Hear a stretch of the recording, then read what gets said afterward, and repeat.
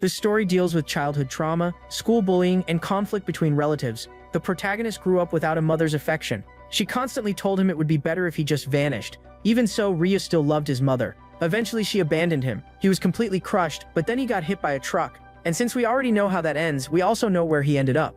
He died and was reincarnated inside a game, the only game he truly enjoyed. To make matters worse, he woke up in the body of a cowardly side character. That character acted so fearful because he possessed a skill called evasion. Nobody chose this character in the game because he refused to fight and only dodged every attack, which made everyone label him a coward. And if that was not bad enough, he was destined to be killed by the rabbit girl. Since he had reincarnated before the game's events began, he decided to change his fate and uncover the identity of the god who placed him inside the game. The story is really good, guys, and I hope you enjoy it. Real supporters from the basement, leave a like and a comment. Comment part 2. I notice many of you are not receiving notifications, so turn on the bell so you do not miss any videos. The story begins on a sunny day at school. It was the rabbit girl's first day of class. Her cheeks were bright red as she nervously introduced herself. Ryu knew she had the potential to destroy the world, yet she still looked like an adorable child. He found himself fascinated by her long ears. Shyly, the girl introduced herself as Ravena. Her hobbies were reading and listening to music. She also enjoyed watching Korean dramas. At that moment, Ryu began remembering everything this girl had done in the game's story. She hated the world and would eventually destroy everything. Her hatred was so overwhelming that she truly brought ruin and catastrophe. But right now, she looked harmless and cute while asking her classmates to take care of her. Remembering everything Ravena would become, he was terrified. In other words, guys, he was completely doomed. The game was called Brave Hearts, and he used to play it in his previous life. It was an RPG whose protagonist was a boy named Kang. In the game's story, the world had rebuilt itself after a catastrophe that happened around 200 years earlier. Hunters existed to eliminate monsters, and both magic and technology had advanced greatly. However, the game was extremely complex because it contained around 44 different endings, and only one of them was good. Since he had reincarnated as a weak side character, he would need to work even harder. This character was an irritating coward who ran away from every fight. To make things worse, he suffered bullying from both his classmates and his relatives. The original Ryu was practically useless, and that was the body our protagonist had inherited. The boy stared in disbelief, and when he opened his eyes, he noticed the girl who would become one of the most dangerous villains. No matter what he did, a tragic ending awaited him. Someone suddenly said it was Ryu's turn. He turned around and looked at the rabbit girl. Ravena seemed like someone carrying all the suffering in the world. After she was born, her parents abandoned her, and everyone mocked her because of her ears. People had always treated her like trash. All of it happened because of a mana disaster that caused her to be born with mutated DNA. She was what people called an aim. Ryu had heard that this condition was inherited genetically from the parents. That made it even more cruel that she had been abandoned. Now he finally understood why Ravena became the Witch of Calamity. Because of that, he became determined to change the future and save her. Someone tapped his shoulder, and it was the teacher asking where he wanted to sit. Since he intended to change Ravena's fate, he walked over to her. He knew his actions could alter everything, especially because he did not want to die at the hands of the Witch of Calamity. As he approached her, Ravena's eyes sparkled while she asked who he was. Ryu smiled and asked if he could sit beside her. Since the girl had been rejected ever since childhood, she could not understand his behavior. There were still 5 years left before the game's real story would begin, so he needed to become friends with her as soon as possible, even before they entered the academy. But that would not be easy. After guiding her onto the right path, he planned to turn them into allies. He pulled over a desk and sat beside her. It was hard to imagine that such a cute little girl would one day become the witch capable of destroying the world. While sitting there, he kept staring at her and wondered how he should approach her. Ravena became embarrassed and even asked him to stop staring at her. The boy felt a little down because he was terrible at hiding his thoughts. He wanted to stop wasting time and invite her to his house already, but at that moment he became distracted by her tail and even shouted when she suddenly called his name. He thought she had caught him staring at her tail, but he quickly covered it up by asking what she wanted. Shyly, the rabbit girl asked why he had chosen to sit beside her. Ryu simply replied that he wanted to be her friend. Ravena looked confused and instantly turned redder than a tomato. He asked why she was reacting that way. She could not understand why he would want to be friends with her, especially since she was an aim. And to make matters worse, he belonged to the famous family of swordsmen, known as the Das family. In other words, guys, she was suspicious of him. That was because Ravena had always been mistreated, so he ended up mentioning Lilica's name. He explained that Lilica was his pet bunny and looked a lot like her. That was why he had become interested in Ravena. The girl immediately got irritated. She said she was not a rabbit but a human, then stormed off with a pout on her face. He stayed behind, apologizing to her, but before leaving, she stopped at the classroom door and shyly said she hoped to see him again tomorrow. Then Ravena ran away in embarrassment. Ryu thought that at least she did not seem truly angry with him. After that, the boy returned home. It still had not fully sunk in that he was now inside the world of his favorite game. He even wondered whether this world had status windows just like the game. He looked around to make sure nobody was watching, then stretched out his hand and summoned his information screen. The player's status window appeared, and he realized he was not actually weak. When he checked the stats, he was genuinely shocked. Ryu's abilities were far better than he remembered. That made no sense because this character had been a pathetic coward in the game. He was bullied even by the students at the dojo. Because of that, he swore he would change his fate. In his previous life, he had also been rejected, though for entirely different reasons that would be revealed later. Back then, the kid suffered a lot, guys. Honestly, he may have had it even worse than Subaru from Subaru Natsuki. When he arrived home, he realized he now belonged to a noble family. He told his mother he was back, and she asked how school had gone. The moment Ryu realized he finally had a mother, he ran over and hugged her tightly. The woman even asked what kind of life he had lived before. He had been rejected by everyone, including his own mother. So simply having this woman as his mother already meant everything to him. Naturally, she became worried and asked why tears were forming in his eyes. He replied that it was nothing, and said he needed to get ready for swordsmanship training. From now on, he intended to truly live as Ryu, and the thing he needed most was to master the Beast King style. That technique was incredibly powerful, and the original character was supposed to learn it much later. He already knew this character's potential, because he had once placed him in the protagonist's party while playing the game. When he entered his room, he saw the bunny Lilica. He thought she looked adorable. He already knew the rabbit well because after reincarnating into this body, he had inherited all of Ryu's memories. While holding the bunny, he commented that she really did resemble Ravana, but his main concern right now was mastering the Beast King technique. When he arrived at the Swordsman Academy, he noticed there were not many students because he had come early. The Dazan family was one of the most powerful families in the country and even owned its own academy. As soon as he arrived, the other students who were also his relatives were staring at a girl, and our protagonist quickly recognized her. It was Seiko, one of the story's most important characters. She was 2 years older than him and also a gifted prodigy of the family. In the game, she would eventually become one of the strongest swordswomen after graduating, and later become Ryu's ally since they belonged to the same family. But what confused him was why she was there despite being 2 years ahead of him. He decided not to approach her yet because it was still too soon. His focus was on learning the Beast King technique, so he immediately began preparing himself. Then he started practicing the various forms and combat styles, which were very similar to the breathing techniques from Demon Slayer. After performing several attack forms, he prepared for the next stage. He continued training for nearly the entire afternoon. At one point, he even wondered whether Seiko was secretly watching him train because he wanted to impress her. At the same time, he found himself genuinely enjoying the training. Soon, the relatives who used to bully him started mocking him again. They were triplets and also distant cousins of his. Inside the game, they were known as Cerberus. They were among the cursed children who constantly bullied Ryu. Our hero realized they were talking about him, so he angrily turned around to hear what they were saying. This was the first time he had experienced bullying in this body, but remembering everything that had happened made him furious just from seeing those smug faces. Every moment of bullying Ryu had endured began flashing through his mind. All the humiliation, kicks, and abuse he had suffered resurfaced. That character had been extremely timid, which was why others took advantage of him. But now our hero was the one inside Ryu's body. He kept telling himself that he would never allow this to happen again. Then he loudly provoked his cousins. The other students heard the insults and were shocked. Without warning, Ryu assumed the charging stance of the second form. Then he launched a swift attack at one of his cousins. The boy was sent flying, and his brother immediately asked if he was all right. Ryu, filled with confidence, asked if the three of them were scared. One of the boys asked what had happened to his cousin because he seemed completely different. Ryu simply told them to get ready, grab their swords, and fight him. Bullies are always like that, guys. They only act brave when their target does nothing back. The three of them even admitted that Ryu had completely changed, as if he carried a much heavier presence now. He shouted once more, telling the three cowards to stand up, or they would get beaten even worse. The more he remembered the humiliation he had suffered, the angrier he became. Then he started yelling, asking if the three of them had gotten so scared they nearly wet themselves. They responded by asking whether Ryu even understood who he was dealing with. Ryu knew perfectly well that his cousin Shung was the one who ordered the triplets to harass him. The three brothers wondered how Ryu had figured that out. The siblings dreamed of becoming hunters, but their father could not afford the academy tuition. Because of that, the Ozan family sponsored them so they could pursue that path, and the one responsible for supporting them was Shung himself. He only agreed to sponsor the triplets if they kept bullying Ryu. That was why our hero had suffered all those years. Now he confronted them, saying he knew everything, and reminding them that he was also a member of the Ozan family.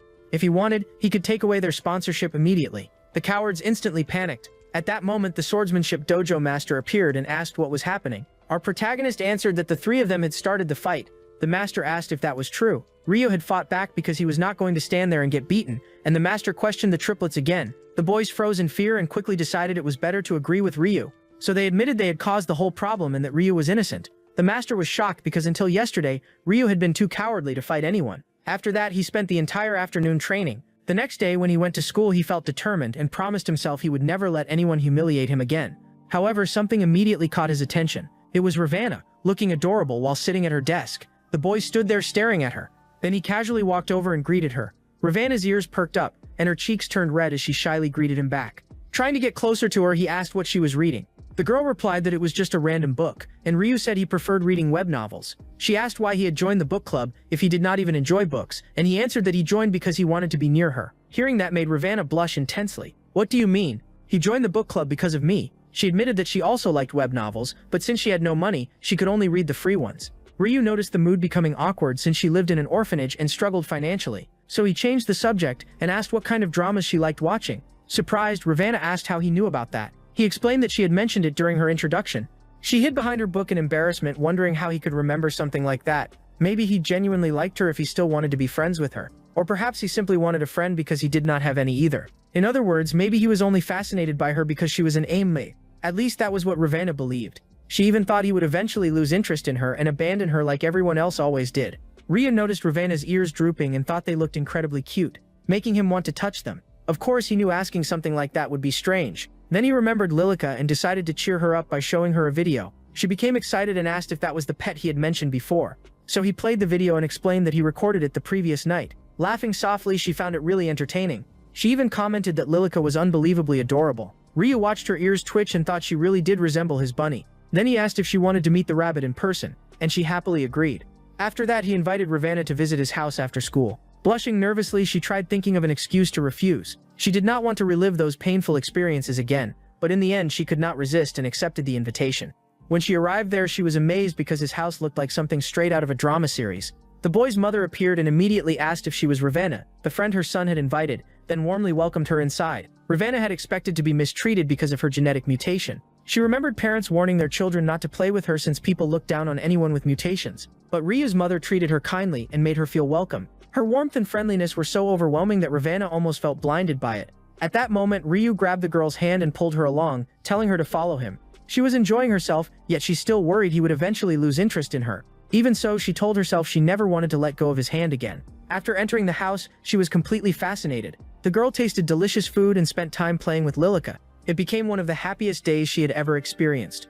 Eventually, nighttime arrived. Our protagonist's father returned home from work. The family commented that he was late for dinner, and he awkwardly apologized because he had promised to arrive earlier so they could eat together. His youngest daughter was pouting, saying she wanted to play with the bunny girl, but Ravana had already gone home before she returned from school. Our hero explained that Ravana was his friend and had come over to visit. That was why his little sister was sulking. Ryu then called out to his father and asked if they could train together after dinner. The man became excited and said he could not wait to practice with his son. Ryu wanted to see how much he had improved from his academy training. However, he was not interested in simple practice. He wanted a real fight. His father even asked if he was serious, and with complete determination, Ryu replied that he was because he wanted to kill real monsters someday. The scene then shifted to later that night. They were inside the dojo at home when his father asked why he had suddenly become so interested in growing stronger. In 5 years, he would enter the main branch of the Zon family swordsmanship academy. The game's original protagonist Kong would eventually solve countless crises, and Ryu did not want to fall behind. On top of that, his cousin would become an incredibly powerful figure, and even that annoying cousin of his would gain major recognition. In short, guys, he refused to be left behind. The boy's father sensed that something had happened and even asked if someone had been bothering him at the academy. That was because he had heard his son got into a fight during training, and that another student ended up injured. However, his son claimed he had done nothing wrong. The father waited for Ryu to explain his side of the story. Meanwhile, our protagonist could not tell whether his father genuinely wanted to listen or was preparing to scold him. Still, he explained that since childhood, he had been taught the family's divine swordsmanship existed to protect people. Those words had stayed deeply engraved in his heart. However, he admitted that this time he had not fought to protect others but to defend his own dignity, because in his past life, he had endured everything in silence. The boy said that if he could not even protect himself, then he would never be able to protect anyone else. His father asked if that was why he stood up to the bully. Filled with determination, he answered yes, but he also said he wanted more than self-defense. He wanted the strength to protect the weak as well. And to achieve that, he wished to train against real monsters. Ryu's father smiled and gently patted his son's head, saying his reasoning made perfect sense. He even mentioned how much his son had changed in such a short time. Excited, Ryu asked whether his father would help him, and the man agreed, though he had one condition. Curious, Ryu asked what it was. He needed to prove he was strong enough to face a real monster. Because of that, he would have to spar against his own father. But there was a restriction. His father would only be allowed to take 5 steps and would not use mana. That was also to avoid making the challenge impossible for his son. Guys, still, what Ryu truly wanted was to learn the Beast King style. His father replied that he would demonstrate the basics later on. Under those conditions, Ryu believed he had a chance to land at least one hit with the wooden sword on his father's shoulder. The boy stood there thinking seriously. Then he declared it was time to begin the test. Rian charged forward, but his father blocked the attack effortlessly. The boy pushed off the ground and leaped in for another strike, yet his father stopped it even more easily. So he began searching for openings, and with a smile his father commented that it would not work. However, Rian managed to find the perfect gap, forcing his father to step backward. Even that alone was already extremely impressive, guys. At that moment he realized he still had a small chance, pressuring his father further, and the man proudly admitted he was impressed by his son. But then his father noticed he had lowered his guard and suddenly took a hit to the ribs. And it was not a weak strike either. It was a surprisingly powerful blow. The boy immediately jumped backward to create distance. His father could not believe that a single moment of carelessness had been enough for his son to land a hit. Exhausted, Ryu asked if his father finally acknowledged his abilities, and it seemed he did, though in the most painful way possible. Because of that, he agreed to help train the boy. Then, over the weekend, Ryu's father decided to take him monster hunting for training. Naturally, his mother became extremely worried, while his little sister begged to come along too. Still, they reassured her that everything would be fine. His mother warned them not to overdo the training, and then they prepared for the trip to the family academy. According to the game's story, the world had become dangerously unstable. Everything started after the calamity shift, which heavily affected the entire planet. Following that event, monsters from other dimensions began appearing, essentially turning Earth into one giant dungeon. Portals opened across the world with creatures pouring out from them. If those portals were not dealt with in time, the world itself would collapse and become permanently connected to another dimension. In other words, monsters from countless dimensions would invade the planet. If humanity failed to conquer the portals quickly, Earth would be destroyed by those creatures. That was exactly why the game had more than 40 bad endings and only one good ending. The boy's father explained that they first needed to retrieve a key. Ryu asked where the key was located. His father answered that it was stored in the warehouse. Whenever someone cleared one of those portals, they received a key that allowed them to re-enter it later. It seemed that the game system still existed in this world. After arriving at the family headquarters, the boy's father showed him his workplace. Their family owned dozens of branches spread throughout the country. To enter dungeons and portals, people needed a government-issued license, essentially a hunter certification. Since Ryu was not officially a hunter yet, he could only enter alongside his father, and everyone there greeted the man respectfully. That was because our protagonist's father was the branch manager. At that moment, someone suddenly approached and surprised the boy. It was a female employee saying the boss's son was adorable, while everyone around started praising him too. Some of them even pinched his cheeks and commented on how soft they were. Ryu wondered if all hunters acted this strangely. One of the receptionists announced that room 2 was prepared just as the manager had requested. The boy's father called him over, and Ryu asked what kind of key they were using. It was a white rank key. The portal difficulty levels were divided into 7 different colors, starting with white as the easiest, followed by gray, yellow, green, red, and blue. And finally, there was the most dangerous one of all, the black key. The boy's father explained that even the white rank key would already be a major challenge for him. But Ryu was feeling overly confident, almost like a superhero. His confidence was so high that he already wanted to start with a gray rank dungeon. However, his father understood his limits and told him to enter the white rank portal first. After arriving there, his father explained how dungeons worked. Ryu was amazed because his family was wealthy enough to own private portals. The man then called his son over and warned him to be extremely careful inside a dungeon since the only way out was by completely clearing it. The boy understood the responsibility and told his father he was ready. His father still looked worried, but he trusted his son's potential. Ryu even joked that if he failed to clear the dungeon, his father could always step in by using the key on the portal. His father agreed, saying otherwise his mother would be furious for putting the boy in danger. Once the portal activated, a bright light filled the area and they passed through it into a crystal-filled cavern. That was what the inside of the portal looked like. A notification window appeared, informing him that he had entered a white rank cave. The mission required defeating 15 goblins, and he immediately assumed it would be easy. So he tossed his backpack aside and drew his sword. He knew it would be dangerous, so he planned to stay cautious. It would not be simple, but it should not be impossible either. That was what he thought. Then something suddenly caught his attention. His father had already captured all 15 goblins in less than 30 seconds. Ryu even asked if he had already caught every single one, and his father confirmed it while pointing with his sword. Now his son could defeat them one at a time for training. Although he felt nervous, he confidently told his father he was ready. So his father began releasing the goblins one by one. The freed monster immediately rushed toward the boy, while Ryu tightened his grip on the sword and prepared himself carefully. The boy possessed deep knowledge of the game and also belonged to the Dazen family's divine swordsmanship tradition. Because of that, defeating these monsters should have been easy for him. The goblin suddenly grabbed one of the crystals to use as a weapon. Ryu had not expected that, guys, but then he lowered his stance and released his aura. This technique was called piercing stance. He prepared a finishing strike against the goblin and it worked perfectly, sending the monster crashing to the ground. He had not expected it to be that easy. His father let out a relieved sigh, though there were still 15 goblins remaining. Ryu turned toward him and proudly declared that one was already down. Since game Ryu had belonged to Kang's main party, he carried a unique restriction. The game had a special system called gifts, passive abilities that reflected each character's personality. Because Ryu was considered a coward, his gift was evasion instinct. At first glance, that ability seemed incredibly useful. His father prepared to release another goblin and cut the rope holding it. Evasion instinct automatically moved the user away from attacks that could become fatal. Basically, during the game, the character never attacked because he always prioritized defense. That was why players rejected the character and refused to use him. Some people even claimed the character should be removed from the game because he was so useless. Our protagonist rarely played with that character, but one day he decided to give him a chance. Once the ability awakened, the character gained complete control over the evasion gift. Shouting loudly, he declared that he would improve this power and become unbeatable. Characters who awakened grew stronger over time within the game. Instead of dodging, he tried blocking the next attack and ended up getting thrown backward. There were now 2 monsters standing before him. Because of that, Ryu needed to use these battles to awaken his gift. Combat had seemed much easier inside the game than in real life, but he still believed awakening his power would not be impossible, so he charged forward and pushed himself to the limit. The scene shifted to several minutes later. By then he had already defeated multiple goblins. His father told him to rest for a while and even joked that his son was performing surprisingly well. However, the boy now wanted his father to release 4 goblins at the same time, so his father accepted the request. The moment it happened, Ryu immediately regretted it, because even fighting 2 had already been difficult enough. The goblins were using distraction tactics.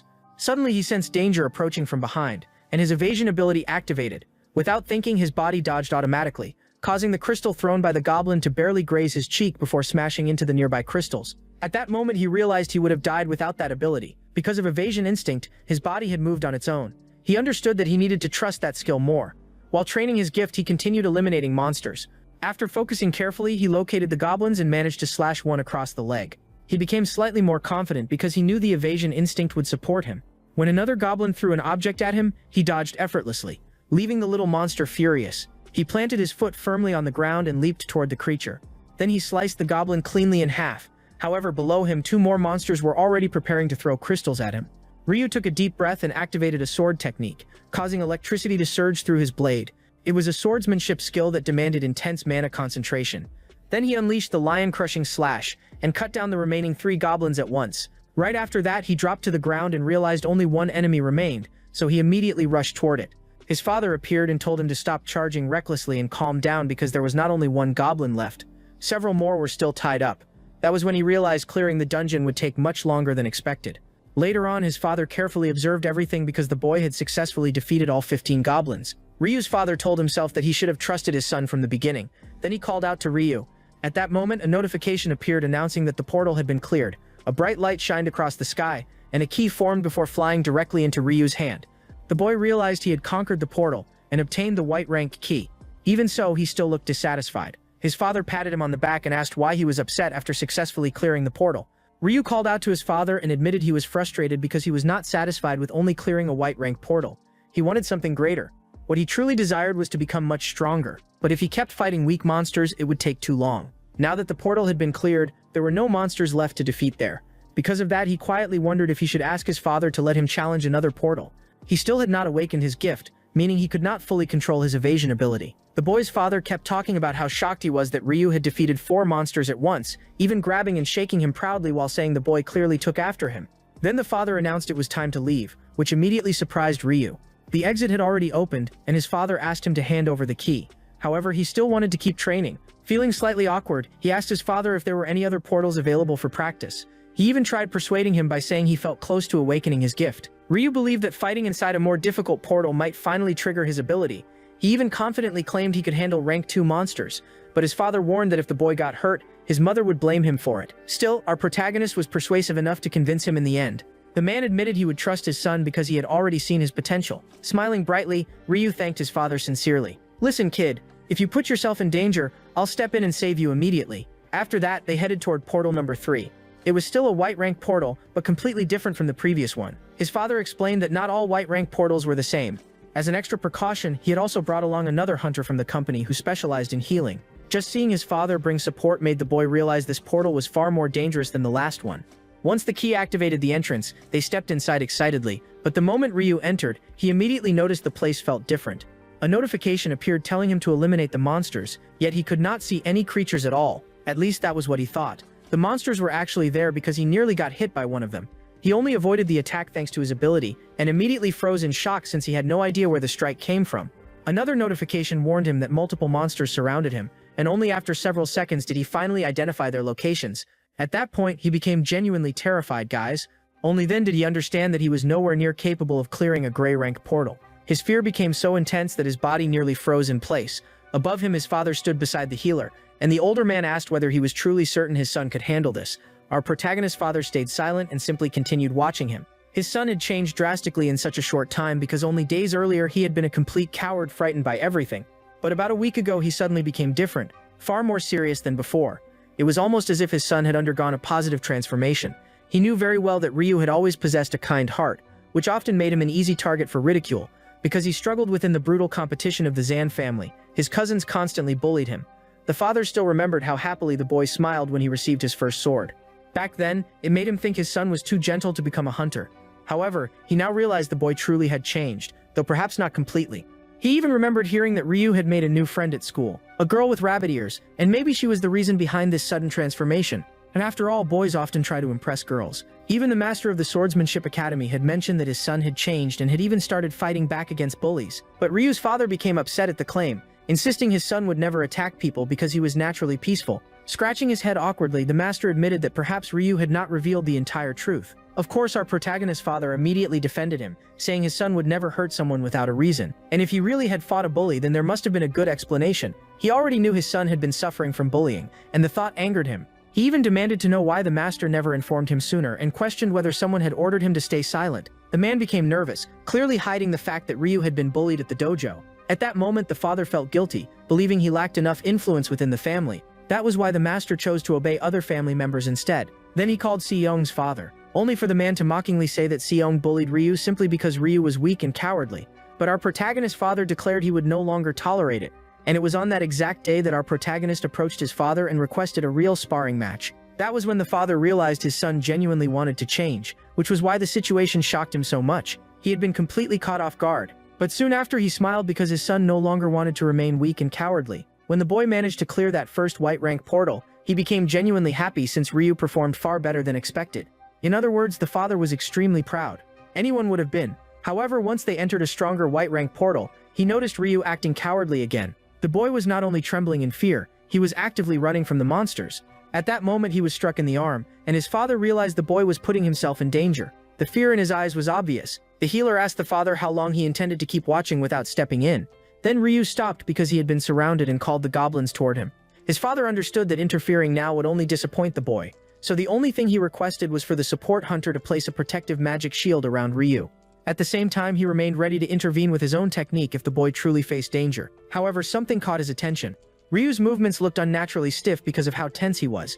Yet his eyes did not belong to someone consumed entirely by fear. The boy planted his foot firmly on the ground, and his father became shocked because he recognized the Beast King-style fourth form, Lion Needle Barrage. Right after using it, Ryu started running away again, but all of it was part of his strategy. When a goblin prepared to fire an arrow, he completely trusted his evasion ability and successfully dodged the shot. He understood that standing still meant certain death because the monsters would surround him. The goblin attacked again, and he dodged once more. He pushed off the ground with all his strength just to avoid the attacks. Still, fear slowly returned again, guys. One monster leaped toward him, and he killed it while deliberately trying not to rely on evasion. He knew that if he depended on dodging constantly, he would never land any attacks himself. When he realized he had briefly controlled the ability, he became surprised. However, a goblin mage above him suddenly struck his arm. He could not understand what was happening. It felt like more and more monsters kept appearing. Little by little, he became completely surrounded.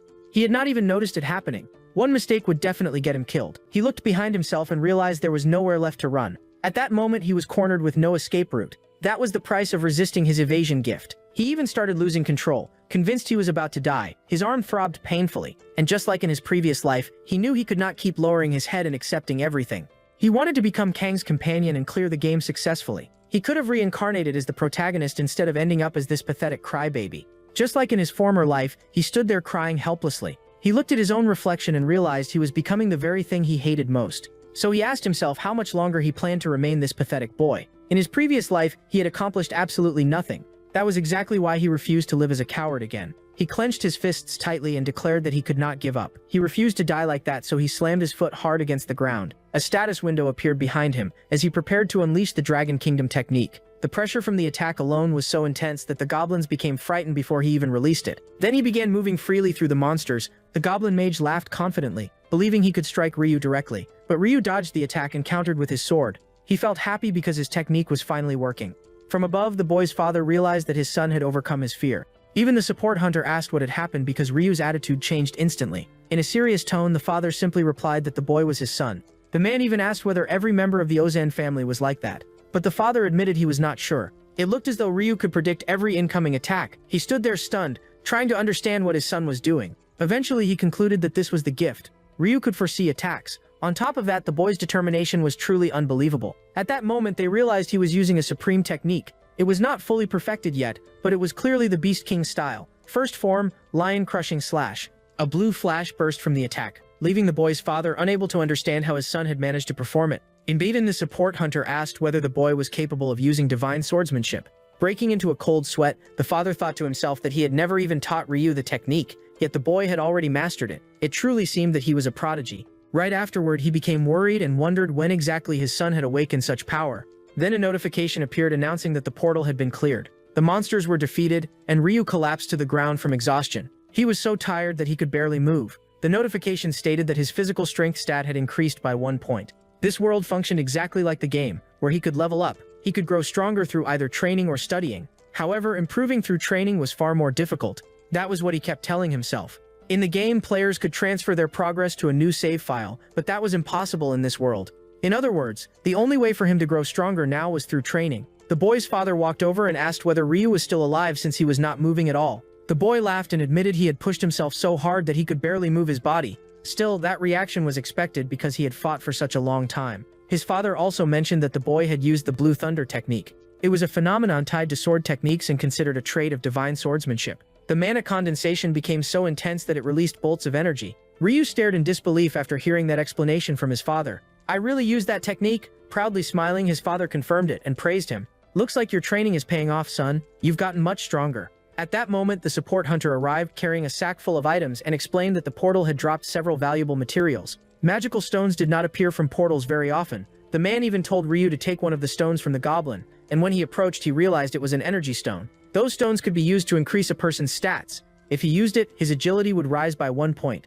He kept staring at the stone while the support hunter suggested letting the boy use it. Then Ryu's father approached and instructed him to channel his mana into the artifact. He began pouring mana into it, curious about what would happen next. Afterward, they finally left the portal. By Monday, his entire body ached from training. His mother had been furious on Sunday because she told him not to overwork himself. Yet now he showed up at school covered in injuries. Ravanna approached him with concern and asked whether he was hurt. He explained that his body was sore because he spent the entire weekend training. Still, he told her not to worry since he had only fought weak monsters. She immediately panicked and asked, "What do you mean you fought monsters? That's way too dangerous for kids our age." But then she remembered that he belonged to the Zan family, which owned magical portals for training. Still worried, she offered him ointments and bandages. However, the boy insisted he was fine. She explained that she always carried medical supplies in her bag, though she did not need them as much anymore. He understood perfectly that she used those bandages because of the bullying she endured. To lighten the mood, she suddenly stuck a bandage on his arm and another on his cheek while saying he looked cute with them. She even explained that it would help him heal faster. Laughing softly, he thanked her and asked if she could remind him to take his medicine. She agreed immediately and even asked if there was anything else she could do to help him recover. She said she would do anything to make him feel better. What a shameless expression. He asked whether she truly meant anything. When she said yes, he asked if he could touch her ears, making the girl scream in surprise.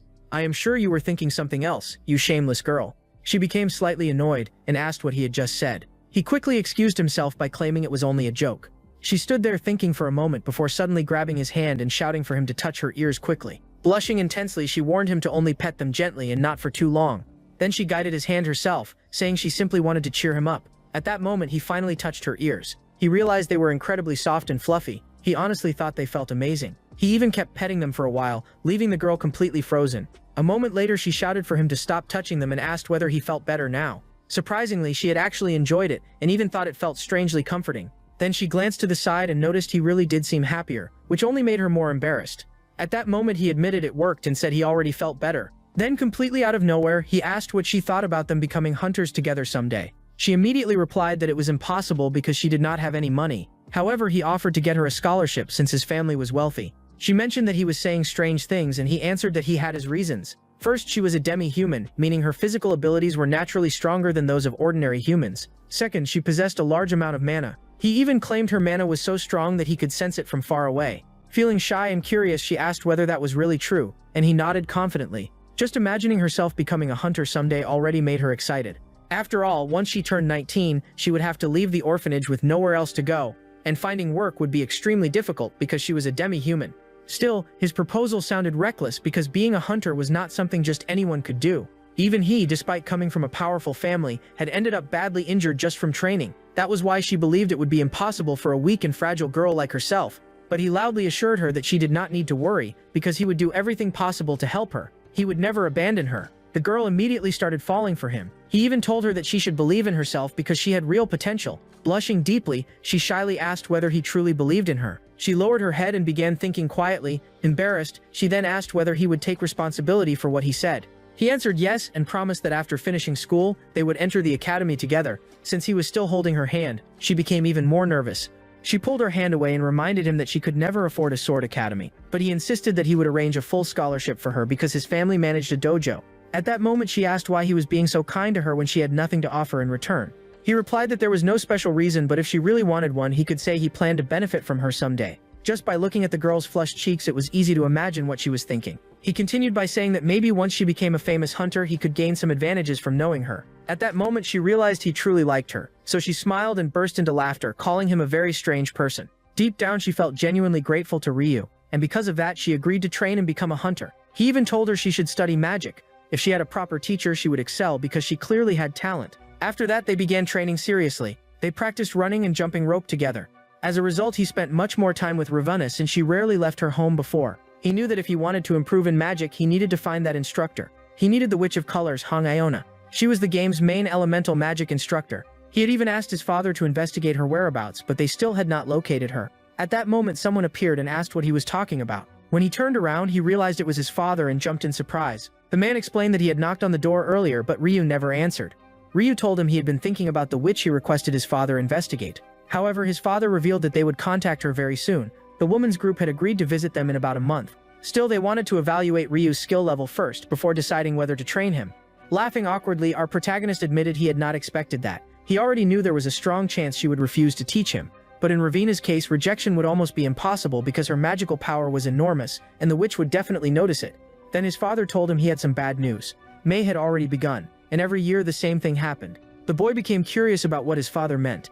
Every May, the Zan family held a large family gathering. Ryu already understood what that meant, and immediately asked whether Sung would also attend. His father confirmed that he would. Sung was the bully who ordered the triplets to torment him. His father even said it would be fine if the boy chose not to go. But while suggesting that Ryu stay home, the man suddenly became startled and asked what his son was thinking. That was because his son had an intimidating expression, clearly wanting revenge on his cousins. Then the weekend finally arrived and the family gathering began. Everyone felt tense because those meetings always ended with arguments. Meanwhile, his little sister sat happily in the car because she did not care about any of that. The boy's father warned him not to cause trouble. Recently, those family gatherings had been making his father nervous, but Ryu reassured him and promised he would not start any fights. Besides Ryu being seen as weak and cowardly, his father also had a gentler personality, which caused the Zan family members to constantly look down on them. But this time, Ryu promised things would be different. The day before the gathering, he had been training in the gym while thinking about Ravenna. The two of them had made great progress, and he was already close to controlling his evasion ability completely. To fully master it, he needed to obtain the courage skill. That way he would stop instinctively running away. Back in his previous life when he played this character, he worked extremely hard to unlock courage because it made the character far stronger. He even mentioned that after obtaining the skill, the character became almost unbeatable. However, he knew progressing that quickly at the academy would be difficult because Ravena's physical strength was still very low. On top of that, there was another problem. The conditions for acquiring that skill were extremely difficult. First, Ryu needed a companion stronger than himself. Afterward, he had to face an opponent who emitted overwhelming pressure without receiving any outside help. But at the moment, Ravena was his only partner, and she was still far too weak. The courage skill could be obtained through a small chance by dodging an opponent's attacks repeatedly, but failure meant death. In other words, it was an incredibly dangerous skill to obtain, though it would also unlock the full potential of his evasion ability. All he needed now was an opponent capable of releasing powerful pressure without actually wanting to kill him. He kept wondering who could fit those conditions until a brilliant idea suddenly crossed his mind because there was someone like that at the dojo. When they arrived at the family gathering, the driver opened the car door and everyone stepped outside. His little sister looked extremely happy because she loved these reunions. The protagonist's father asked whether his older brothers had already arrived, and one of the employees confirmed that they had. The protagonist's mother then asked about the family elders, and the employee explained that they were currently talking in the library. Our hero commented that staying inside a room all day would be boring. Because of that, he wanted to head to the training grounds. After saying goodbye to his parents, he planned to stay there with his little sister. He asked whether she wanted to go have fun there with him. The girl excitedly answered yes. Once he arrived at the training field, he noticed several advanced training dummies set up there. He told Yuna to stay somewhere safe and avoid getting involved in any fights. At that moment, he realized the training machines were surprisingly powerful. She noticed some of their cousins practicing nearby and said she wanted to join the training too. He warned his sister that it was dangerous, but just then someone appeared behind him and complained that he was late. When he turned around, he saw his bully cousin Seung. At that moment, he became furious because this was the perfect chance to get revenge. Seung walked over to Yuna and asked what she was doing there. He was clearly trying to intimidate his little sister. Ryu approached him and said he was actually glad to see Seung. Sung immediately got irritated and demanded to know what he meant by that. Poor Yuna could only watch as her brother started arguing again. Ryu mocked his cousin, saying he had not been doing well thanks to a certain person, and added that he already knew Sung was the one who ordered the triplets to harass him. The boy grew angry, thinking his cousin had become way too bold. Sung had grown up in a very oppressive household. His father was strict and constantly pressured him to excel in training.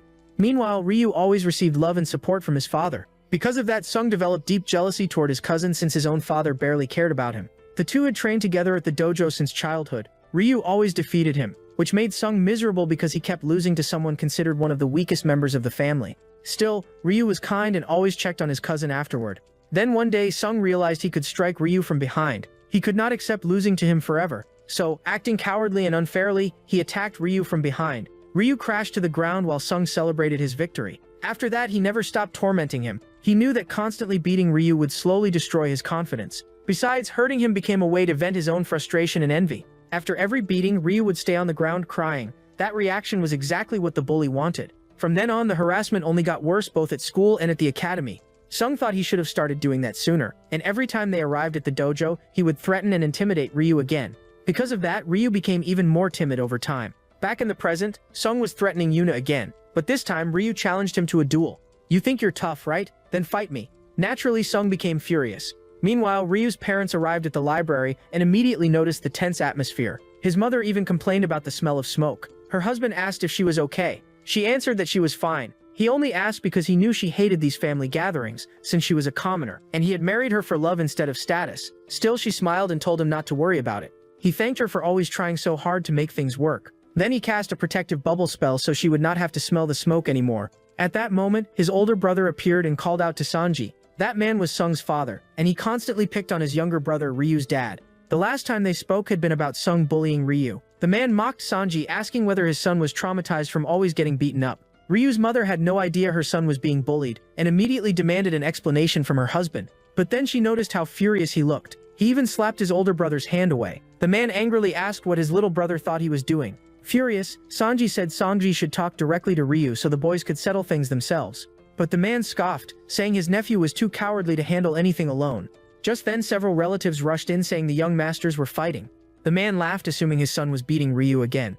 He even mocked his younger brother, telling him not to interfere in a fight between children. The other relatives were already drinking and cheering for the match. He invited the couple to watch and joked that they should not cry when their son lost. However, Sanji replied that Ryu was not as weak as everyone thought. The man refused to believe it and kept laughing, convinced his son would crush him. Deep down, Sanji feared his son would suffer bullying again, but he was even more worried about his wife's anger after learning what had been happening at the academy. She truly had no idea about any of it. Furious, she demanded every detail later. Sanji arrived at the arena with red marks still visible on his cheeks from the slap he had received. When they got there, Sung was already using the lion iron whip technique. Lena cried out in fear for her son, but Ryu calmly took a defensive stance and blocked the attack. Right after that, Sung mocked him by calling him a scared little rabbit. But the attack had been weak, so Ryu countered with a kick straight to his cousin's stomach. At that moment, Sung realized his cousin was no longer weak. The kick was so strong it knocked the air out of him. Ryu laughed while mocking his cousin in return. Meanwhile, the family patriarch was taking a bath. He heard loud noises coming from outside, so he slowly stood up. Some servants informed him that the banquet was about to begin, though they hesitated to disturb him because a fight had broken out in the training hall. He asked which boys were fighting, and they answered that it was Ryu and Sung. The old man asked whether it was related to the bullying, since he already knew about their history. The servants explained that Ryu himself had challenged his cousin to the duel. That made the old man find the situation quite interesting, since Ryu was known for being weak and overly kind. The old man asked whether he could still catch the fight if he went there now. The servants answered that he probably could, so he began getting ready. He already assumed who the winner would be, but he still wanted to watch. After all, he would not miss the chance to see his grandsons fighting. Back at the dojo, the protagonist's mother was shocked. Not only had Ryu won, but he had completely humiliated his cousin. He even thought to himself that he had not done anything special. At that moment, a notification appeared saying one of his skills had leveled up. Wait, the fight ended that fast?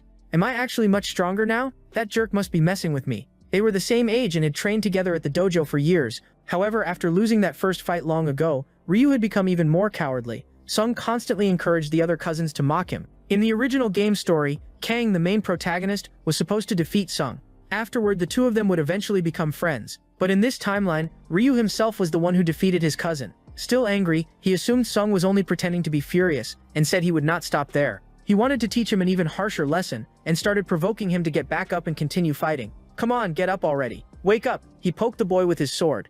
Furious, he said he had not even done half of what he originally planned.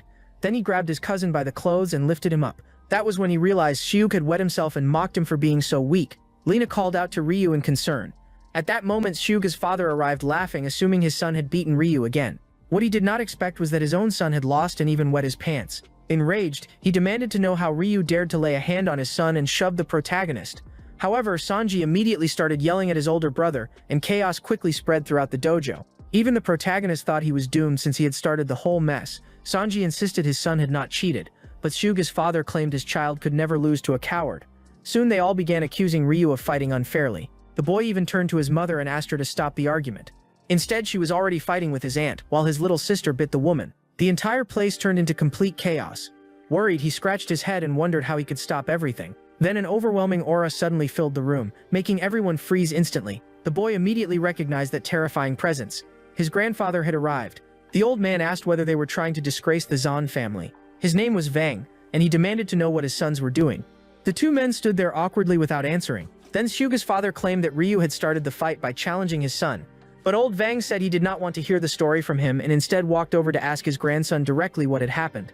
He wanted to know whether Ryu had truly started the fight. With an intimidating voice, the old man asked his grandson if he was the one who challenged Hyuga.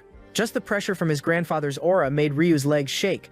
His grandfather was far more frightening than he remembered. It felt like standing before a massive mountain. Trembling nervously, he admitted that he had started the fight and added that he had won fairly. His grandfather asked if it was true that he challenged Hyuga and defeated him. The boy answered yes and said the duel had been fair. He defeated his opponent without cheating. The family leader then ordered him to explain the battle in detail, and the boy described exactly how he defeated his cousin. He even suggested asking the relatives who had witnessed the match. Vang then asked why he grabbed his opponent after the fight, and Ryu explained that he thought Hyuga died because he was not responding. In truth, he simply wanted to hit the bully even more. Still, Hyuga's parents accused the protagonist of acting dishonorably by attacking after the duel ended. However, old Vang only laughed and commented that his grandson was quite interesting. Hyuga and his wife asked the patriarch whether Ryu would be punished, but the old man refused, saying the match had been fair. He even told his son to ask Hyuga directly whether Ryu had cheated. The boy had only been pretending to be unconscious to avoid further humiliation. His grandfather ordered him to stand up, and he finally admitted that Ryu had not cheated, and that he simply lost because Ryu was stronger. The old man was somewhat cruel at that moment because he forced the boy to openly admit he lost for being weaker. Just seeing his cousin suffer that humiliation was satisfying enough for Ryu. Vang then asked his son Sungzio whether that settled the matter. The family apologized since they had falsely accused the protagonist. Now that everything had been resolved, the old man declared that he did not want to hear any more arguments. With that, the matter was officially closed, and he invited everyone to dinner. He wanted all his children and grandchildren to enjoy the banquet together. However, he stopped at the door and said he still had one more thing to announce. After dinner, he wanted to personally test Ryu's training abilities in a sparring match. With a smile, he said he was looking forward to it and would be waiting for him. The boy then rejoined his family and let out a deep breath in relief. However, he suddenly heard his mother calling his name. With a stern expression, she said she wanted to talk to him. Then she asked if he understood what he had done wrong. Nervously, he answered that it was because he fought Song and dragged his parents into the conflict.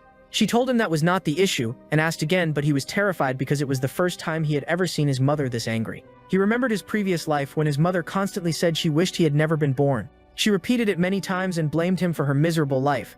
Besides insulting him, she also treated him harshly. Because of that, he grew up believing his mother's suffering existed because of him. Sometimes she would hug him while crying and apologizing. He never knew whether she truly regretted her actions or simply felt guilty. Even so, he still loved her. One day she left after saying she had found a job in another city. After that, he never saw her again. His mother abandoned him when he was 10 years old. As he entered his teenage years, he became bitter because he had grown up without affection from either parent. Now in the present, he feared this mother would abandon him too. So he begged for forgiveness, and she once again asked if he knew what he had done wrong. Worried, he thought he should apologize for being born, but then his mother suddenly hugged him tightly. She said his real mistake was hiding the bullying from her because she could have protected him. She even apologized for failing to notice that her son had been suffering alone. Gently patting his head, she said it must have been painful for him to endure all of that by himself, and she asked him to promise never to hide those things from her again. He realized this mother was completely different from the one in his previous life. He could truly feel her love and affection, so he hugged her tightly and cried, promising he would not keep any more secrets. Yuna also started crying because she had become emotional. The two of them ended up embracing their mother together. The boy's father jokingly said he wanted a hug too, but Lena replied that she still had not forgiven him. While he awkwardly tried to hug his wife anyway, the protagonist noticed a message arriving on his phone. He immediately checked it. It was a photo from Ravena saying she had reached the top of the mountain and planned to train even harder. He felt happy seeing how seriously she was working and laughed while calling her adorable. The hero's parents quickly realized he was falling for that girl. At that moment, someone knocked on the family's room and called for branch leader Sanji. The servant informed them that the banquet would begin soon and asked all the children and their families to head to the hall. The atmosphere there was extremely tense. The same man also went to notify Seiko's family. A few minutes after dinner, the evaluation match would begin. The girl confidently said she was ready. Then the Sacred Sword family's grand banquet was shown. That clan carried a legacy spanning 200 years. Because of that, Ryu viewed the family as deeply traditional. Still, something else caught his attention. He noticed Song's family acting timid and realized they were afraid their grandfather was still angry because of the earlier incident. When the grandfather entered the hall, he struck his sword against the floor and demanded silence. He thanked all the relatives for attending, especially since even more family members had gathered this year. Since everyone had traveled a long distance, they were hungry. So the grandfather announced that everyone should eat first, and dinner was served. The food tasted incredible. After a massive uprising, the world had fallen into chaos. During that dark era, humanity longed for protectors, or rather sanctuaries. To maintain their power, noble families took on the role of protecting humanity. That was how the sanctuaries were established, with a single purpose. Hunters defended humanity from the monsters emerging through portals. They carried enormous responsibility, but also earned great prestige. Eventually, society developed systems to train hunters, but only the original 10 families, such as the Sword family, had enough influence to educate them through their dojos. Since the protagonist's grandparents were extremely powerful and influential, they founded the Dozin family. From a distance, the boy watched his grandfather greeting the other grandchildren. Without question, Seiko was his favorite granddaughter. She had already mastered the beast technique. The other relatives reacted in disbelief and questioned whether it was true. Ryu noticed that his cousin had become the center of attention, while the grandfather scolded his children for doubting her talent. If she continued improving at that pace, she would surely become the second strongest head of the family. The grandfather hoped she would grow into a powerful leader capable of surpassing him someday. Smiling confidently, Seiko promised to keep doing her best. It amazed him that she could stand beside their grandfather without showing fear.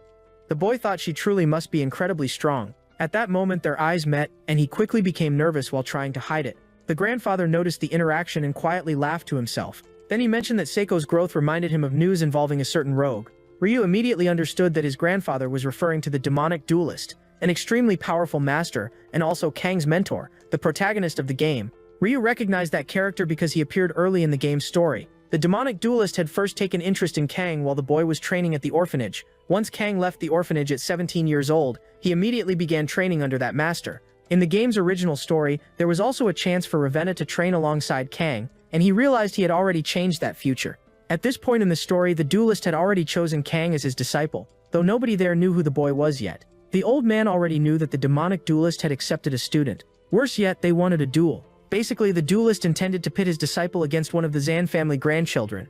As soon as the grandfather announced it, the grandchildren became nervous. The old man said they could not refuse the challenge because it would damage the family's reputation. With confidence, he declared that he would show that shameless duelist the true strength of the Zan family. Seiko said she would do her best, and the other grandchildren also promised to try hard. Our protagonist stated that he would give it everything he had. Still, deep down, he was terrified of facing the game's protagonist, since that never happened in the original storyline. Someone suddenly slammed a hand against the table, and it was Shung announcing that he would exceed his grandfather's expectations just as his father had taught him. His father always told him that even a lion hunts a rabbit with full effort. Hearing that, our hero laughed quietly, knowing Shung would eventually get destroyed by Kang anyway. But the grandfather asked Ryu why he was laughing, and what he found amusing. The boy immediately became nervous while the old man kept insisting on an answer. In truth, he was laughing because he already knew the game's story and understood that Kang would completely overpower Shung.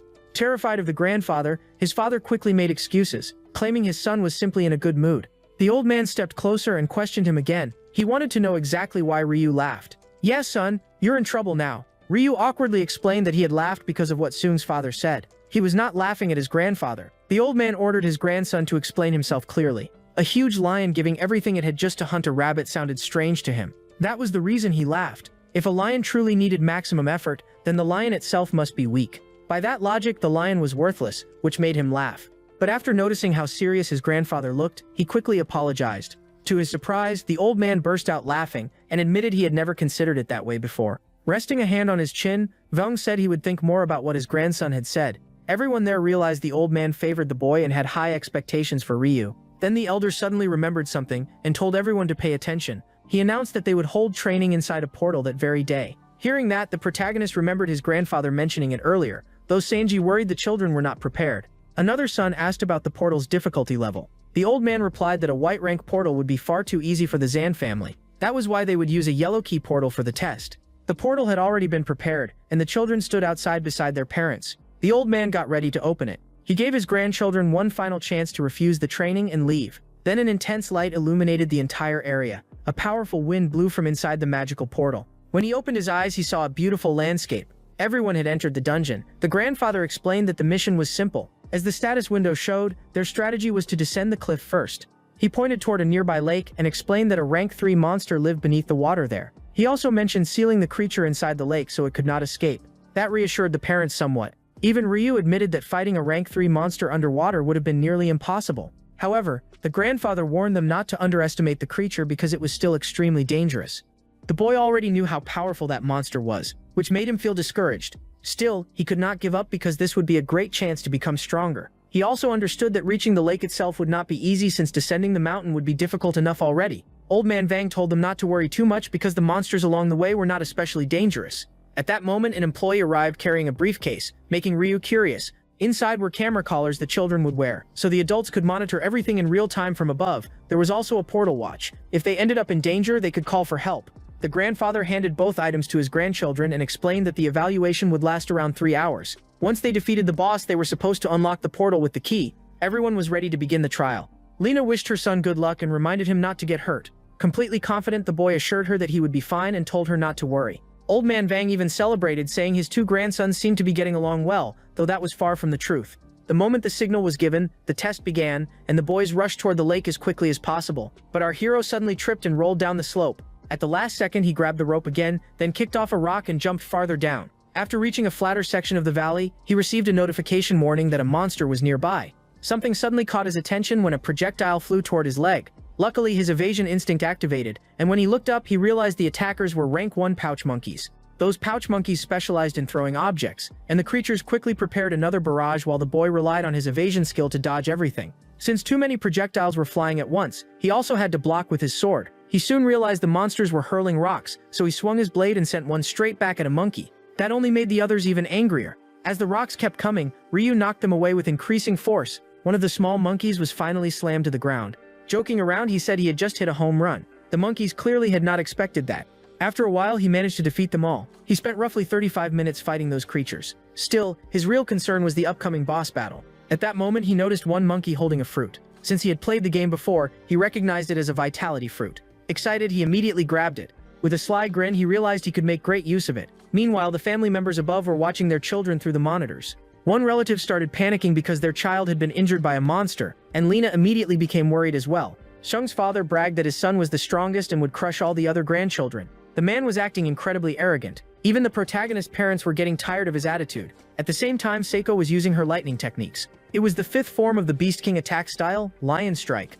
Shung's father stared in shock, asking how his niece had already mastered techniques like that. The grandfather laughed proudly and praised Seiko's talent. Still, he was concerned because his grandchildren were burning through too much mana. By the time they reached the boss fight, they might already be exhausted. Shung's father confidently claimed his son would do fine, and told his father not to worry. Suddenly, a loud noise drew everyone's attention. The old man turned toward the screen and saw Ryu launching a monkey through the air. Everyone began wondering what the boy was doing.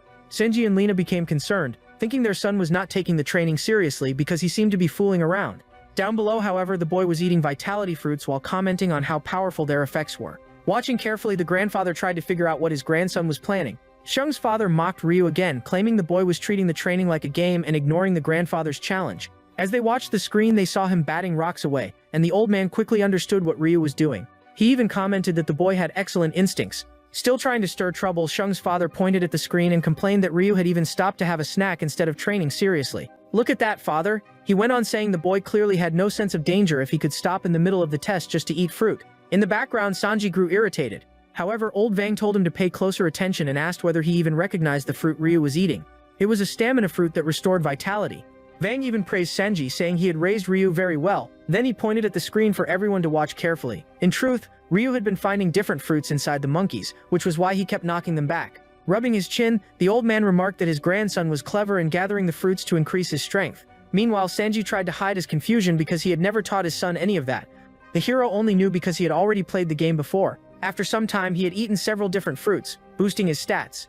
The blue endurance fruit, however, tasted awful. As he kept moving, he gradually approached the lake. He had also collected so many fruits that he could barely carry them all. At that point, it looked like he could open a fruit stand with that amount. He realized escaping with all those fruits would be impossible because there were simply too many.